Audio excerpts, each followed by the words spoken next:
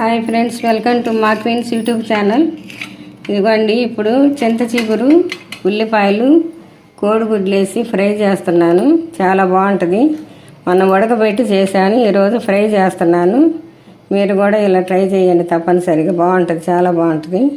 ఇప్పుడు చేస్తున్నాను, ఈ వీడియో పెడతాను చూడండి. 2 ఉల్లిపాయలు వేస్తున్నాను.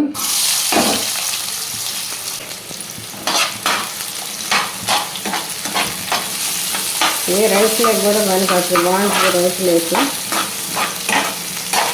మన కూర చాలా బాగుంది, నేను చేసుకున్నది. ఇప్పుడు చింత చిగురు వచ్చే టైం కాబట్టి చేసుకోవచ్చు. ఫస్ట్ వేస్తున్నాను,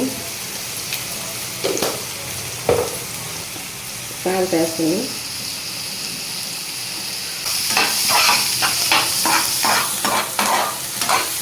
పూర్వకాలం కూరలన్నీ చాలా బాగుంటాయి, ఇప్పుడు కూరలు బాగుంటలేదు, కానీ అన్నీ వేసి నాన్నకి కలిపి కలుపుతున్నారు. అప్పుడు ఒరిజినల్ కూరలు కాబట్టి బాగా టేస్ట్ ఉండేది. ఊరికి ఉప్పు కారం వేసి ఫస్ట్ వేసుకుంటే చాలు, కూర బాగుండేది, ఆయిల్ బాగుండేది, పండే పంటలు బాగుండేవి. అన్నిటికీ మందులు ఇప్పుడు తినాలని భయపడుతున్నారు జనం. 2 ఎగ్ వేస్తున్నాను. ఇప్పుడు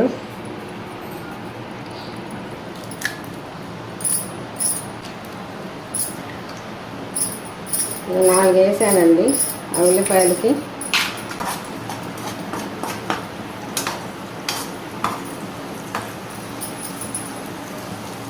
ఈ ఎగ్ వేగిన తర్వాత చింత చిగురు వేసి వేపాలి. ఇవ్వండి, చింత చిగురు కట్ చేశాను, కట్ చేసి వేసుకోవాలి. చింత చిగురు అట్లా వేసుకుంటే ఆకులు ఉంటుంది, బాగుంటుంది కూర.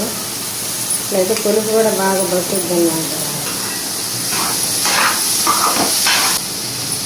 ఇలానే మగ్గుద్ది, సిమ్లో పెట్టి మగ్గ పెట్టుకుంటే. కారం వేసి కాసేపు మగ్గనిద్దాము. ఇలాంటి కారం కొద్దిగా మగ్గిన తర్వాత అప్పుడు ధనియాల పొడి, జీలకర్ర పొడి అవి వేసుకోవాలి. మూత పెట్టి మగ్గనిద్దాము. ఇవన్నీ మగ్గింది.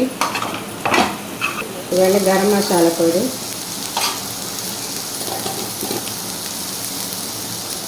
జీలకర్ర పొడిది, ధనియాల పొడిది,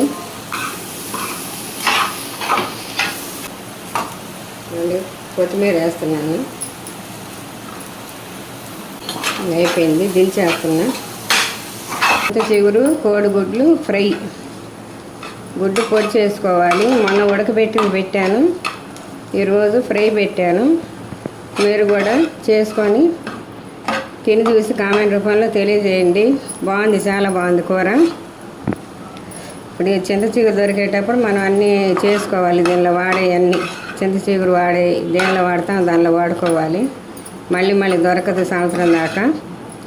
కూర అయితే బాగుంది. మీకు దొరికితే కానీ చేసుకొని తిని చూడండి.